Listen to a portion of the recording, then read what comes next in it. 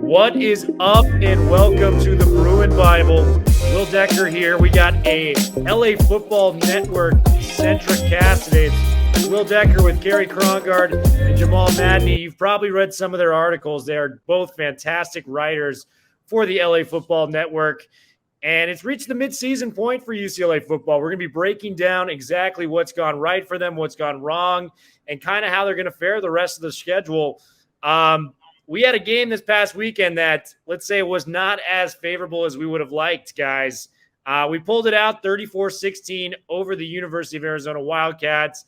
But, boy, I mean, it was getting a little, sweaty there on the sidelines.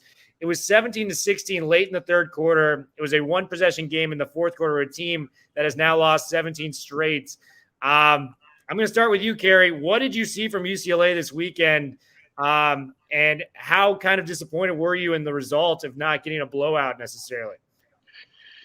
It's tough. I mean, coming off the loss to Arizona State, I think that was the moment where all of us sort of kind of said that this is a bit alarming, and maybe this team isn't quite as good as we hoped, and we need to start seeing wins. And it's tough to make a judgment about that, whether they can get back on their feet based on, facing an Arizona team that is 0-5 and is quite frankly not very good. And, we'll be facing Washington, which is not a gimme, but probably one of the easier opponents left comparatively, considering that we have to play Oregon, then go to USC, go to I have the schedule next to me somewhere.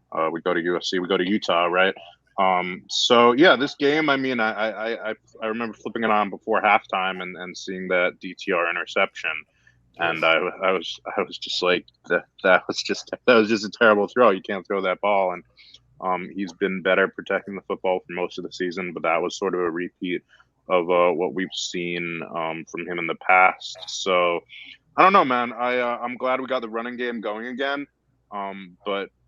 And certainly when you're running the football well, then you're not going to have as many passing yards. But to have another day where DTR is under 50%, under 100 yards passing in this day and age, it's alarming to me because that's not going to get it done against the better teams. And I think when he's been on, he's looked very good. But it's just sort of this roller coaster that we've seen from him and from Chip Kelly's Bruins overall. I think, the key word is consistency, and that's sort of what's in doubt at this point in the season. And we know every week matters at this point because this is the best team Kelly's had. And if not now, when, right? So, yeah, I think there's a bit of uneasiness in Westwood considering what we've seen from the Bruins as of recent. And I don't think that's going to go away until we start seeing this team play up to their potential consistently week to week against the best opponents. Completely agree. I'm going to send it down to my man, Jamal. Jamal, what were your thoughts about the UCLA football team in Tucson this weekend? Kind of a tough one. Yeah, well, it felt like the classic trap game, maybe a little emotionally hungover from ASU, looking at this kind of three-game gauntlet that's ahead. It was sort of natural that this was sort of the valley and a bit of a trap game. But I think what was concerning is that a couple things. One was, it was a one-possession game midway through the fourth quarter, as you alluded to, a team that, is struggling against FBS competition. I think number two is up until really that second drive of the second half when it was 17-16, the 5 possessions that Arizona had up until that point, 4 of them resulted in points, and 1 was a turnover on downs inside the UCLA 30.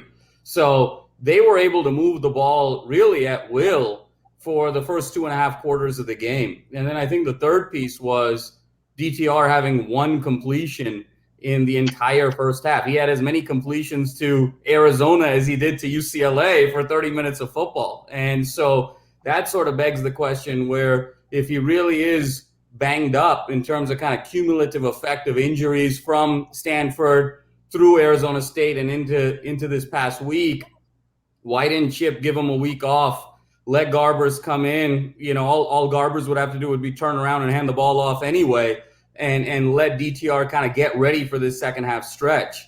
But if there's nothing wrong with DTR physically, how do you go 1 for 7 in the first half in this day and age when, you can have bubble screens, you can have checkdowns, you've got really easy throws to make. So I think those are the 3 things that jump out as concerning. But bottom line, they got the win, and now they're headed to the second half of the season.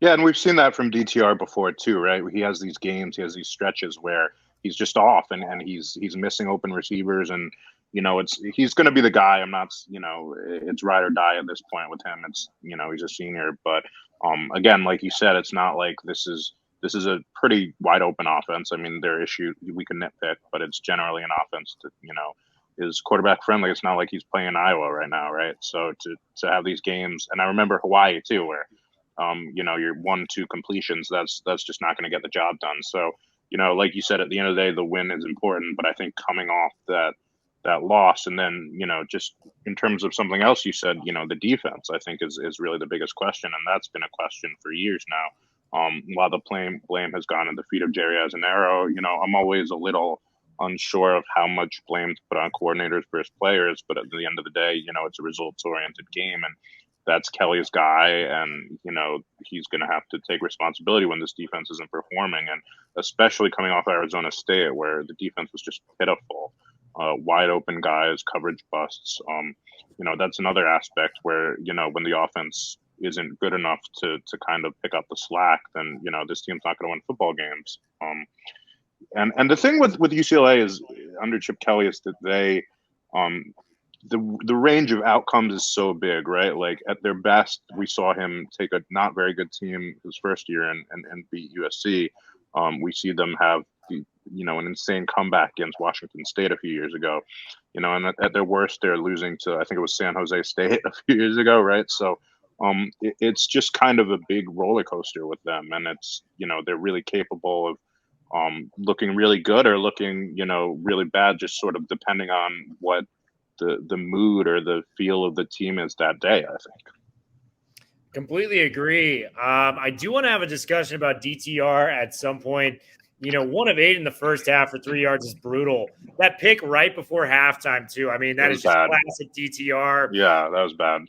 On the season, he's got 11 touchdown passes, 2 interceptions through the air, 250 yards on the ground, 4 touchdowns rushing. But the thing that's been the most noticeable thing for me was last year was the first year he completed over 60% of his passes, which gave us a little bit more hope. He was at 65% last year. He's reverted back to the 50s, only completing 57% of his throws. I kind of want to have an open dialogue with this. I loved what DTR did against Stanford. Granted, he was not 100%. But, boy, I mean, we really should have turned to Garbers against U of A. I completely agree with Jamal is saying. He was not 100% healthy out there. But I'd like to see what this offense looks like with a non-DTR situation. We've had DTR here for 3 years now, and, we thought this could be the year he could turn the page. I mean, he has all the talent in the world. I'm just not convinced. If something happens against Washington this weekend where he plays similarly in the first half, we're going to lose. He did this against a team that has lost 17 in a row, that had lost at Northern Arizona University. Like, that is as bad as it gets from an FBS standpoint. Luckily, our run game is top 15 in the country. We're actually ranked 15th in the nation, and we ran for the most rushing yards against a program since 2013. We ran for 329 yards on the ground, most of which coming between Britton Brown, who had a hell of a game, happened to be his birthday. He balled out on his birthday. That's awesome. And then Zach Charbonnet as well, 117 yards. We got 2 cowbells, and we got a great offensive line to match. I think those are positives. But I also have a lot of questions, like, why is Greg Dulcich only getting 3 catches? I mean, I've hammered this point home on the podcast all year. You have something that no other team really has in the Pac-12. You have the most dynamic tight end in the receiving game. We've seen it. He's done it against the big programs. He's done it against LSU. He's done it against SC. There's a couple games where he wasn't even targeted. And Chip Kelly is known as this genius coordinator, specifically with the run game. But, boy, when you have something like that, give it to Dulcich a little bit more. I mean, he did lead the team in catches this weekend, and, some of those throws were not going Dorian Thompson-Robinson's way. But this dates back to Fresno State, a game we lost where he didn't even have a catch. It dates back to Hawaii in the season opener. Granted, we blew him out, but not to even really target Dulcich more than 1 or 2 times. I think that's unacceptable. I'd also like to see some more Kaz Allen. Kaz Allen, huge kickoff return. I think it was a 75-yard kickoff return from the end zone. Had a 24-yard reverse that was nearly a touchdown. He's finally getting the ball again, but I mean, we saw this to begin the season as well. Hawaii had that huge 45-yard touchdown catch. The first series against LSU, he made big plays. Tell me I'm wrong with we should want more Kaz Allen and Greg Dulcich, Jamal.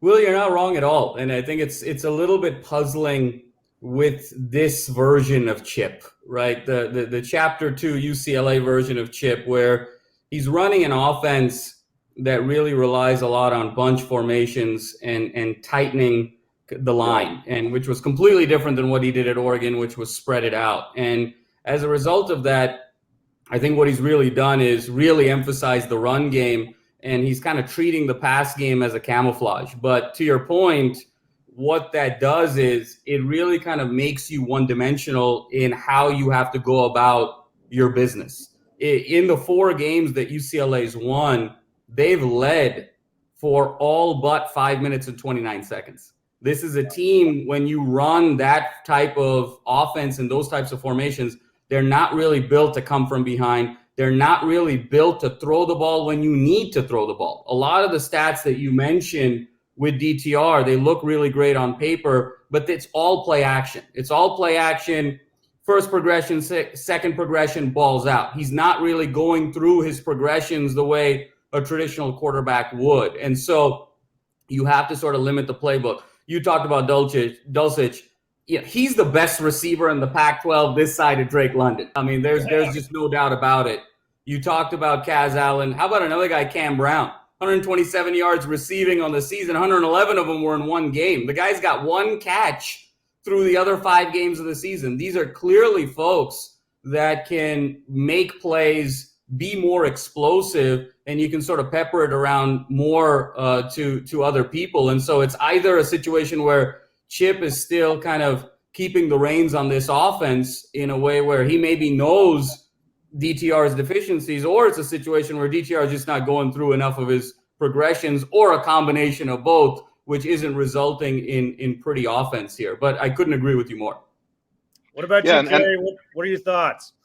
Yeah, no, Jamal, you made a really good point. The tightening of the formations is something that I don't really. I mean, it's worked at times for the run game, for the counter game, but we've seen this team when they go spread, when they go hurry up. I mean, they're hurry up most of the time, but when they have that spread look, they have success, and I think that generally is what makes sense for college football these days with the hash marks. So, no one's expecting him to go back to the blur offense, but I personally don't really understand his insistence on kind of doing this weird multiple, hybrid pro style, tight formation game. I'm with you there. Of course, he's not calling me up and asking me what he thinks I should do. I don't think he really cares what anyone thinks, he should do at this point. But I agree with you that part of it has been a little strange, and but it's 4 years, you get what you're going to get. With regard to Dulcich, I agree with you. I mean, the only thing I can say, I guess, is that, I don't think Chip Kelly's offense is built around like targeting specific players. I think it's more built around just like spreading the ball around and sort of wherever we're going to go today or wherever the formation takes you. I'm not saying that's the right approach. That's just generally what I've seen from him. I mean, I think if you look at his first year, we had Caleb Wilson, and he was one of our best receivers, and he was getting the ball like 10 times a game with Josh Rosen at QB, and it took him a really long time to get back into the fold with Chip Kelly, coordinating the offense. So it's a similar thing there. But he's just a weapon, right? I mean, you compared him to George Kittle earlier this year, and I don't. I don't think that's an exaggeration. I think that's a pretty on point comparison. So. Whether it's something with him, I doubt, or with just the overall scheming of the offense.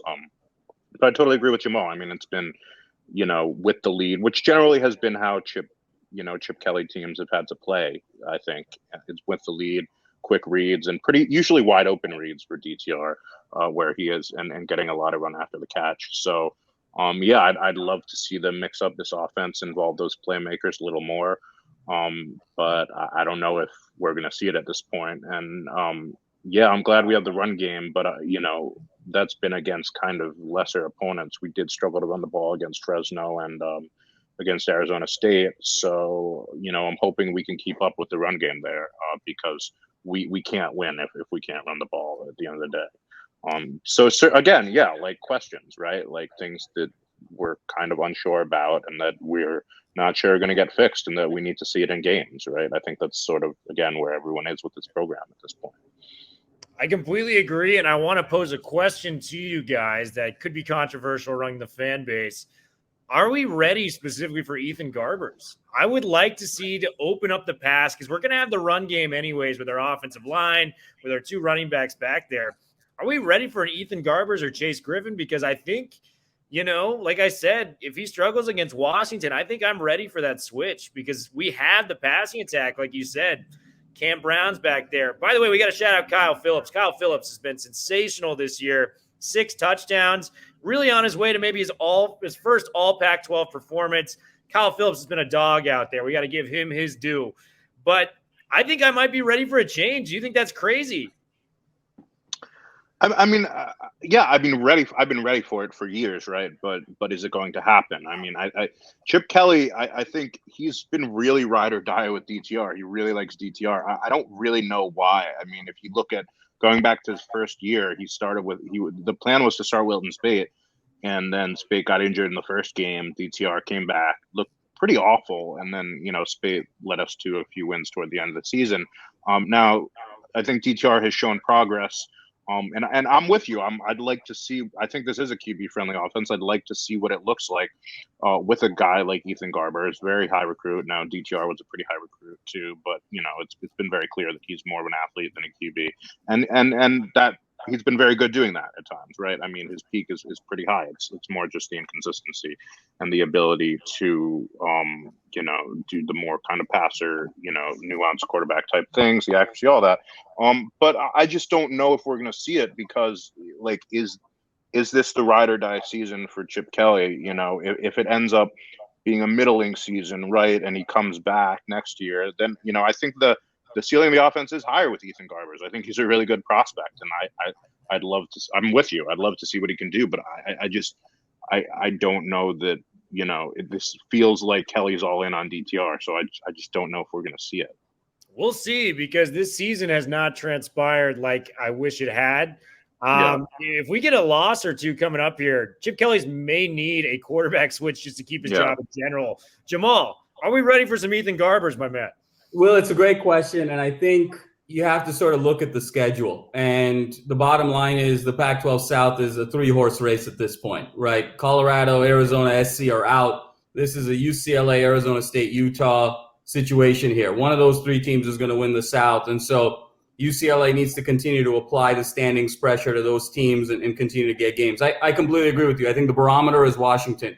You have to look at sort of a Washington team this year, talk about disappointment, sitting at 2-3, losing to FCS Montana, getting clubbed in the big house. They haven't scored more than 24 points in a regulation game all year. So in that game, you got to think the lack of explosiveness of Washington is going to enable UCLA to play the way they want to in terms of run heavy and go play action. You look at the game after that, it's Oregon. And truthfully, Oregon is a mirror image of UCLA. When you look at Brown at quarterback at Oregon and you look at DTR, you look at what Oregon is trying to do in terms of physical running game, play defense. Those are mirror image situations there. And you saw Oregon get flustered at Stanford earlier this year. I could see that happening again at the Rose Bowl. Then you look at Utah. Utah has a very physical defensive line. And I worry a little bit about Garbers' lack of mobility. That's not a great matchup. And so when you look at kind of the next 3 games, I agree with you. I don't think DTR has played well, but I think part of the conversation is also what really is the ceiling of DTR. He's a great athlete who, happens to play quarterback. He played 1 year of high school ball. Right. We tried to mold him into this Lamar Jackson-ish type of person. And, it's just not quite there. The cement is kind of hardened. And I think you gotta ride with the horse that brought you to the dance. And I think at this point, 6 games in left with still a Pac-12 South title, a Pac-12 title, and a possible Rose Bowl berth still very much in the cards. I think you got to ride or die DTR and then go to the Garbers era next year. Having said that, if he throws in a clunker against an offensively challenged Washington team, you have that second loss in conference, and now the South is sort of out of reach. I think the switch has to be made. Yeah, I think it would take. I think it would take a lose. Go for it. No, sorry. I think it would take a losing streak. I don't see Kelly just doing it just to see. I think he's too committed to DTR at this point. But I don't think anyone's disagreeing with you at this point. In terms of Westwood fans here. I'm not saying what Chip Kelly's going to do. I'm saying what I would personally do. We just talked about those explosive wide receivers we had. They're not getting the action they want. I mean, he was 1 of 8 against a team that hasn't won a game this year. I mean, that is brutal in a first half. That's brutal for any Division I quarterback in a half. We got to get better than that. I know he wasn't 100%, but boy, it's like the downs are very down with him. The highs can be highs. No one was praising him more than I was in that gutsy performance against Stanford. That is probably the signature win of his career. He was awesome in that game. Showed a lot of, balls to come back out in the field with that injury and make a play, which was terrific. But I'm just kind of ready. I think that half was really brutal, especially for a team that bad. So I'm just saying, if I was in that position, Garbers might be my guy moving forward. And, I've got him, warming up on the sideline just in case if the first half doesn't go well for Washington. We got to move on to the defense, fellas. The secondary, I mean, there's just no way around it. They rank 126 in the country right now. It is as bad as it gets. I mean, they are the 5th worst passing defense in the entire country this year. We think because they got seniors coming back, it's going to make a difference. Grant, they've had injuries, but boy, Quentin Lake was out there this Saturday. Didn't really help. Stephen Blaylock, Jay Shaw, we've seen these guys for a couple of years. They have not gotten better. I'm going to throw it out right now. This has to be Jerry Azzanero's last year. This has to be Azzanero's last year. He has reached the pinnacle, I think, for UCLA fans in terms of what we can stand with when it comes to some of these defenses. We started off great. The rush defense has still been great, by the way. We ranked top 15 in the country in rush defense, which is a huge achievement. But, boy, that pass defense, that is the bottom of the barrel. Jamal, start me off with your thoughts on Azzanero's job and just the defense as a whole. Yeah, it's a mess, Will, and there's no question about it. It's Azzanero's job is totally on the line. You talk about 7 starters that are seniors, and frankly, the secondary has played a selfish, undisciplined brand of ball. They're always looking to make the big play. They're trying to make the interception. They're trying to make the highlight play, and they're just getting burned time and again on just overcommitting to certain routes. And at some point, something needs to change there. I couldn't agree more. And to your point about the run defense being great, well, is that, the beauty of stats is that if I stop running, then my run defense is going to be great. Because if I can get anything I want through the air, I don't have to run. So that's a little bit of fool's gold there. But couldn't agree with you more. I think the problem with this secondary is they're so reliant on the pass rush.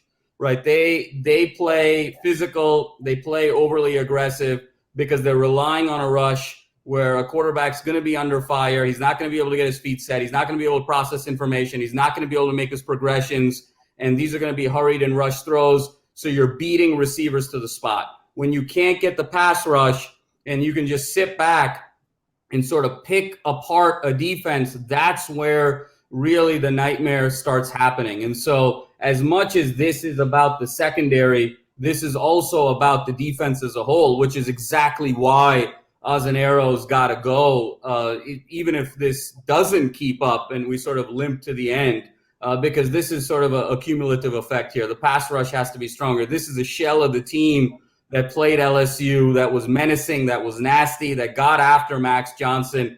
We've been waiting for that. And truthfully, that's, I think, at the beginning of the year, Will, we were on the podcast. We talked about projections. We said, look, this is an 8 to 10 win team, potentially. Low end 8, high end 10. It's 4-2. They're at the midway point. They're due for 8. They're on schedule for 8. But yet it feels so disappointing. And that's because the highest of the highs was that performance against LSU, and they just haven't come close to replicating that on either side of the ball. Now, granted, LSU is not traditional LSU, but still, they just haven't passed the eye test, and it really starts defensively with the lack of physicality.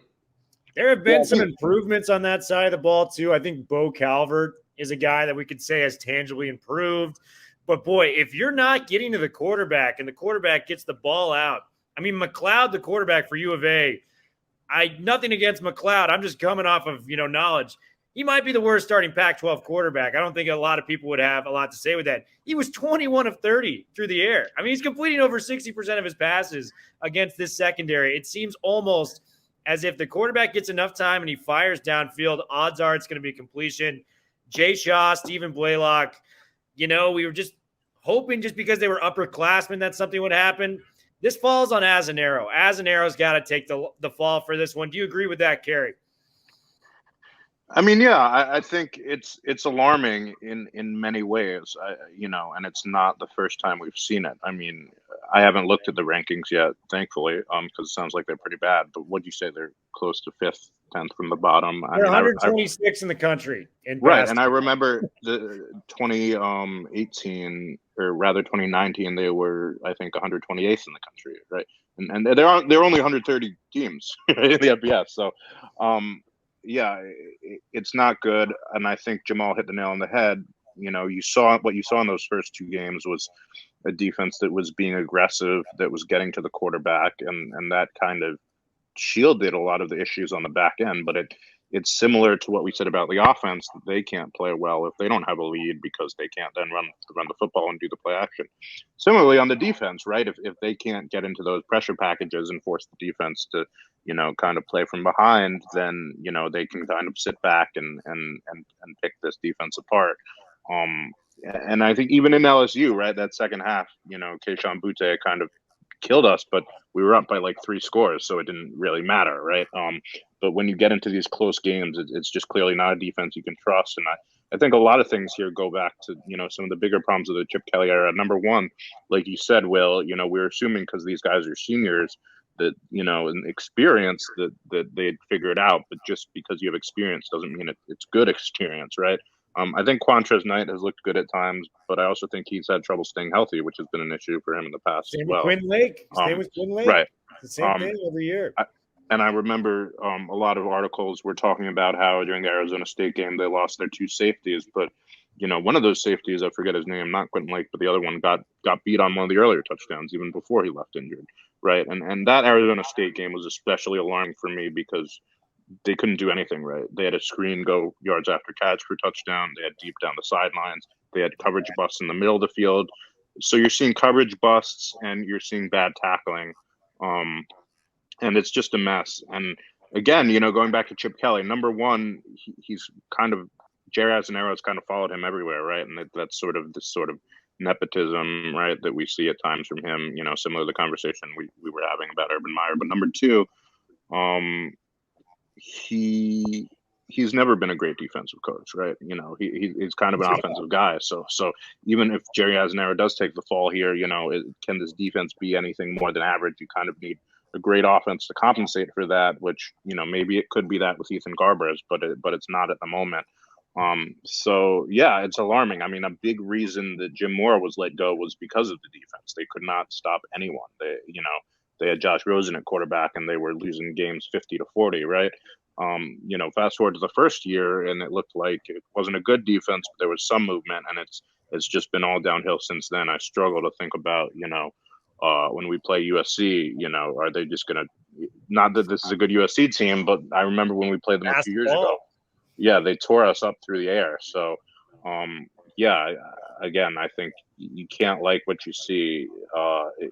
If you're in triple digits, right, I think that's never a good sign, right? So, unfortunately, just another unit here and personnel that hasn't developed the way we'd hoped, and I don't think there's a clear solution here. There is a clear solution, but I don't know if that's going to solve all the problems, right? So. Yeah.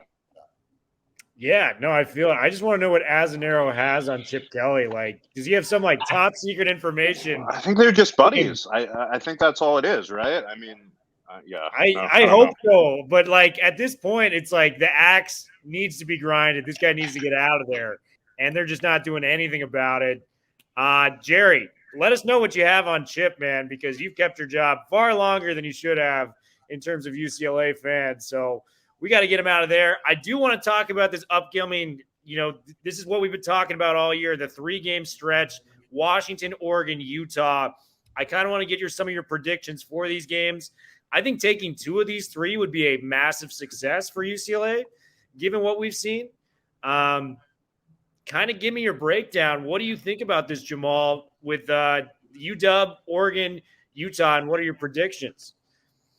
Yeah, well, it's obviously it's a 3-game stretch. It's a gauntlet. When you look at what UCLA is and has and what Washington is and has, this really should be a win. This was a game we sort of looked at the start of the year and said, oh my God, this is potentially going to be one of the biggest games of the year. And Washington just has not answered the mail in terms of performance or their roster construction. Now, granted, given all of the inconsistencies of UCLA the last few weeks, they come into this game a 2-point underdog, all things considered. But you got to think, given where this team is trying to go, and I think, Will, you've sort of alluded to it, is the urgency. I mean, this is such a golden opportunity. When you talk about the landscape of college football in Los Angeles, it's always kind of been SC has football, UCLA has basketball. Every 10 or 15 years, that door opens and an opportunity for that narrative to flip on its head. And it happened 10 years ago when SC was on sanctions. Hundley was there, 29 wins in 3 years. He almost was able to sort of nudge it in UCLA's favor. They just couldn't quite win that last game to turn those division titles into conference titles, those Alamo Bowls into Rose Bowls, those good seasons into historic ones. This is that opportunity for UCLA. SC's a 3-ring circus. This is the chance UCLA has for this to become both a football and a basketball city from a powder and gold standpoint. And that's the urgency that I think you feel, Will, that we feel, and this is that opportunity. And so with having said all of that, I think Washington is a win. I think Oregon is somewhat fraudulent. I think that this is a team that, is very susceptible to the same things that UCLA is. And when you get them in a hostile environment, I have the same questions about Anthony Brown as I do with DTR, if not more. And Anthony Brown's ceiling is lower than DTR's.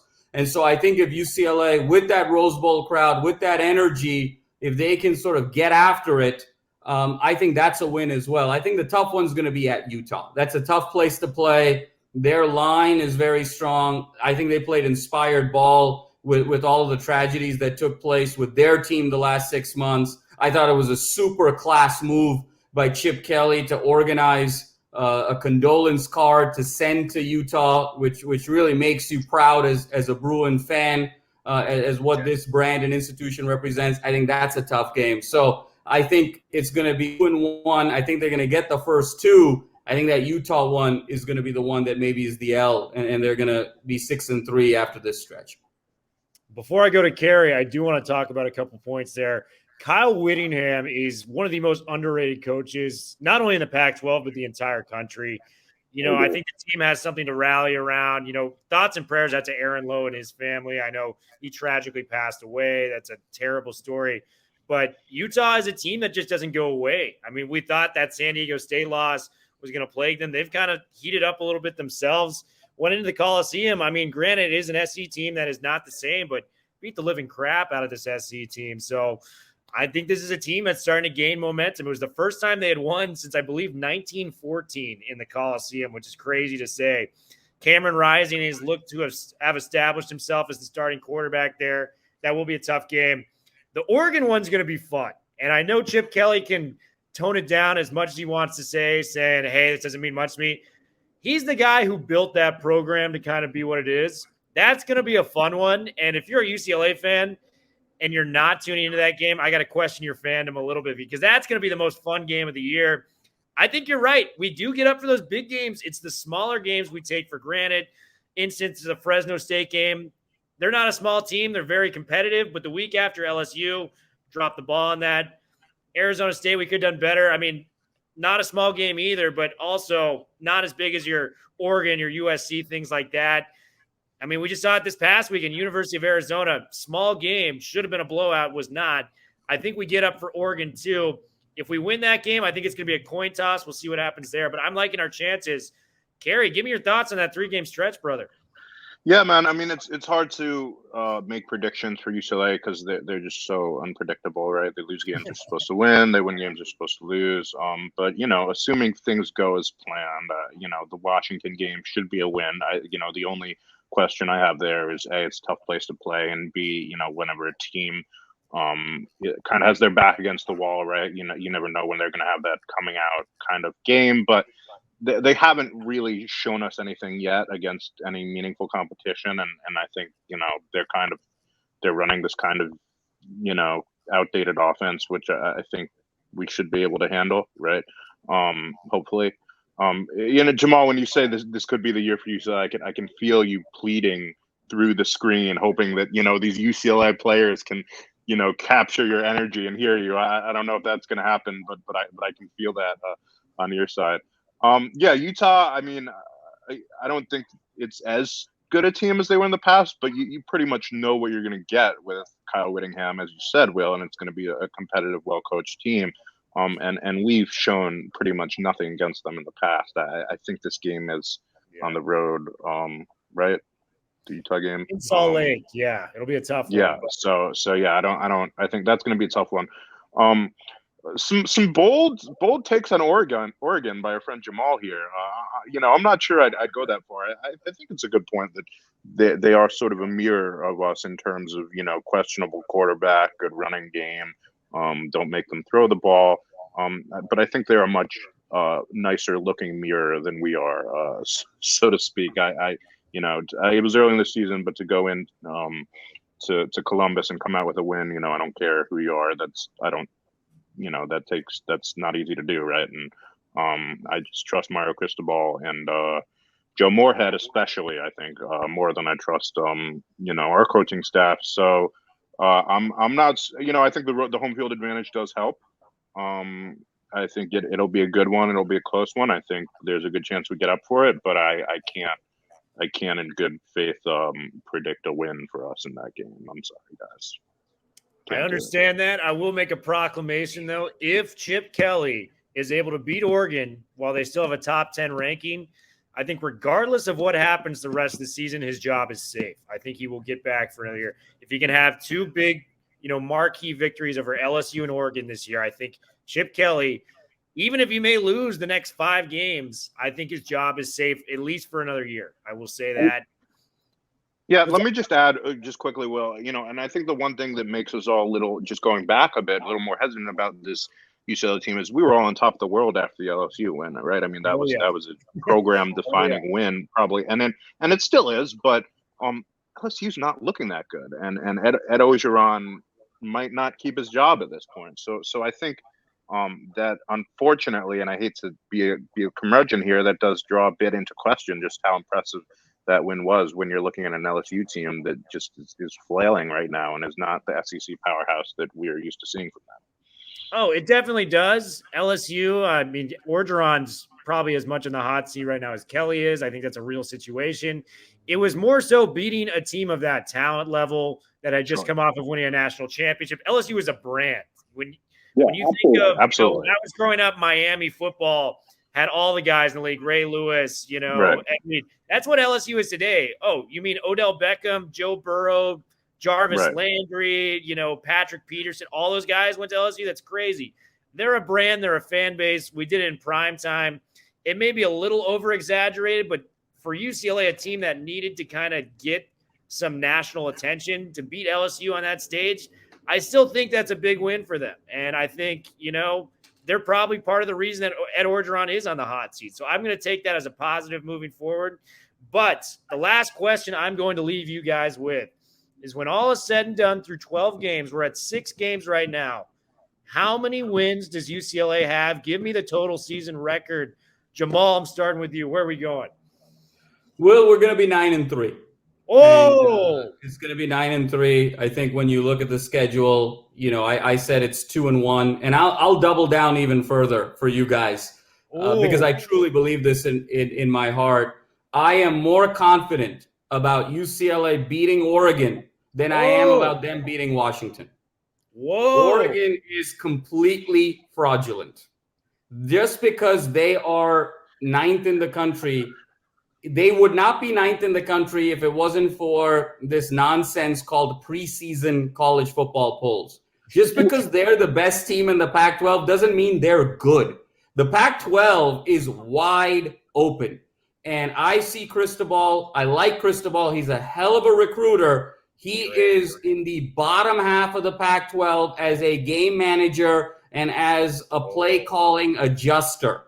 When you put Oregon into hostile environments, they will fold like Charmin, in the words of the late, great Kobe Bryant. So I am more confident about UCLA beating Oregon than I am about Washington. 2-1 in that stretch. Then you've got Colorado. You've got Cal. Those are 2 winnable games. And then the big one against SC with the state of SC. It depends on who their quarterback's going to be. I think a Drake London, Quantrez Knight matchup is going to be really, get your popcorn ready for that. But I think this has to be the year. It's the year of the streaks. Everybody seems to be beating SC in the Coliseum. UCLA's only done it once since 97. I think they get it done. They go to 9-3, and then we'll see. That puts them at 7-2 in the conference, and we'll see where the chips fall with Arizona State and Utah. Love it. This is awesome. A 9-3 prediction from Jamal Madni. This is why we have the Bruin Bible, to make predictions like this. Cary, give me your prediction, man. Yeah, no, I'm just still mentally recovering from the bomb that was just detonated right in front of my face. Fraudulent. Those are. I mean, I you talk about statement wins. Do you think UCLA goes into Columbus and comes out with a win? I mean, I just the answer is very clearly no. I appreciate the transitive property of if A is greater than B and B is greater than C, then A's got to be greater than C. But the bottom line is, no, I'm not saying the transitive property. You can't put too much stock in a September win. That was when we talk about defenses struggling. That Ohio State defense did not know who they were in September. A lot of young players breaking in. That was a shell of the team that is the team today. They didn't really get real Ohio State. I get it. They went into Columbus. But when you factor in it's September, look, C.J. Verdell is out for the season. Oregon has got some key injuries here. This is kind of put on the West Coast. Sometimes we have to deal with the West Coast bias of college football. And what that tends to do is we have to put teams on pedestals in our conference that don't really warrant that pedestal. 2021 Oregon is that team. Oh, man. Well, Cary, I need a prediction, my man. Yeah, I don't know about that one. I'm giving them 7 wins. I think they take care. I think they take care of Cal, Washington, and either USC or Wazoo, and I think they lose to Utah and Oregon. So, I'm giving them 7 wins. 7 wins. All right. I'm going to go with 8-4. I'm going to go right in between you guys. I think if they can beat Oregon, though, I think they win the last 5 games of the year. So, or the last 4 or 5 games of the year. So if they beat Oregon, they go into Utah with that kind of, we just beat the Ducks, we're feeling good. Get that victory. Cal, they're going to win. I feel very confident about that. Colorado might have maybe even a worse offense than University of Arizona. I foresee that being a victory. SC, I mean, something can come out. Rivalry games can be weird sometimes. Maybe the passion favors SC, but just from what I've seen, you got to pencil in Drake London getting his numbers. But other than that, they don't have a lot of guys that scare us right now at the moment. And I would take our run game, milking the clock at the end of it to seal it. 8-4 UCLA heading into a bowl game, and they could potentially get to 9 wins. I think that's a victory when it comes to UCLA fans. Keeps Chip with his job. Granted, they still got to fire Azanero. Whether that happens or not, we don't know. But, boy, I love it, guys. This was a great episode of the Bruin Bible. Bruin Bible, we're signing out.